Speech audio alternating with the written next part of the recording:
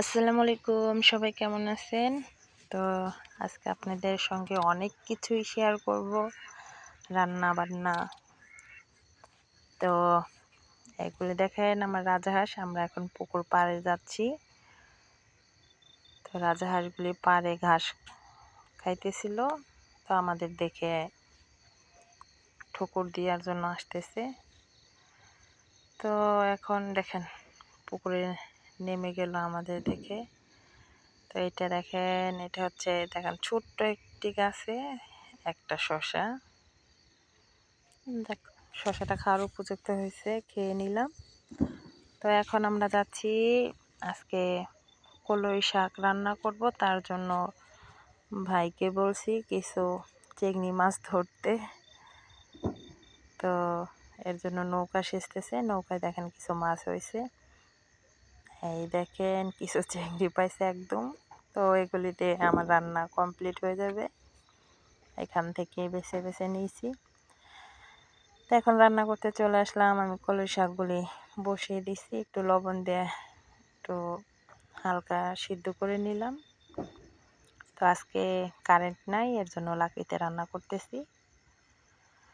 তো শাকগুলি ভাপা হয়ে গেছে, এখন আমি কিছু শুকনো মরিচ ফোড়ন দেবো, এরপরে রসুন কুচি, পেঁয়াজ, কাঁচামরিচ কুচি দিয়ে একটু লবণ দিয়ে, এখানে লবণ একটু পরিমাণ কম দিব, কারণ ভাপ দেওয়ার সময় শাক তখন একটু লবণ দিয়েছি। তো এখন পেঁয়াজ কুচি এবং কাঁচামরিচ কুচি এগুলি দিয়ে দিলাম।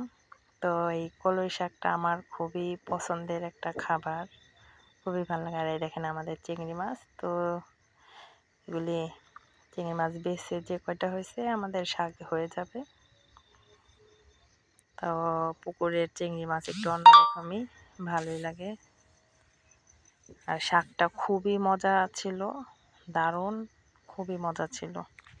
আর এখানে হচ্ছে আমি কিছুদিন আগে আমাদের পুকুর থেকে মাছ ধরা হয়েছিল, আপনাদের ভিডিও দিছিলাম। তো এখানে বিকেট মাছ, এই মাছটা আমি সুন্দর করে ভুনা করব। তো মাছটা আগে ভেজে নিলাম, মাছটা বাড়তি ছিল এবং ভালোই লাগে আমার কাছে খেতে। তো এখানে একটু আদা জিরা বাটা দিয়ে পানি দিয়ে নিলাম। এখন লবণ, হলুদ, মরিচ এবং ধনিয়া অ্যাড করে নিব। তো আজকে অনেক দিন পরে আমরা লাকড়িতে রান্না করতেছি। তো রান্নাগুলো অনেক দ্রুত হয়ে যাচ্ছে। তো কারেন্টের চুলায় রান্না করি, তার চেয়ে অনেক দ্রুত হইতেছে। খুবই অল্প সময় রান্না কমপ্লিট হয়ে গেল। মাছগুলি দিয়ে দিতেছি। তো এখানে কিছু পেঁয়াজের কলি দিছি টমেটোর সাথে। আর এখন আমি ধনিয়া পাতা এটা দিব না, এটা জিরা ভাজা। তো ভাজা জিরে দিয়ে দিলাম। তো আজকে এ পর্যন্তই, সবাই ভালো থাকবেন, সুস্থ থাকবেন, আল্লাহ হাফেজ।